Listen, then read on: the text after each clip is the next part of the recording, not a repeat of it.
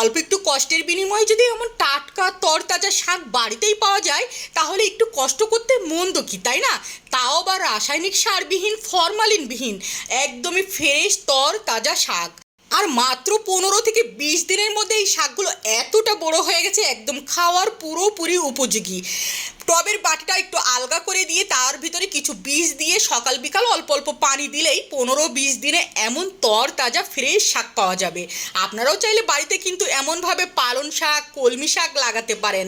আর এগুলো একদম ফ্রেশ, আর বাসার শাক কিন্তু একদমই তেতো ভাব থাকে না।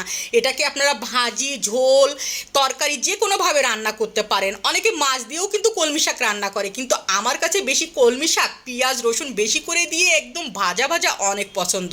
কিন্তু অনেকেরই দেখি এটাকে মাছ দিয়ে ঝোল ঝোল করে রান্না করে, সেটাও কিন্তু খেতে মন্দ হয় না। অর্থাৎ বাড়ির তরতাজা কলমি শাক হলে যে কোনোভাবে রান্না করেন সেটাই কিন্তু অনেক বেশি মজার হবে খেতে, তাই না?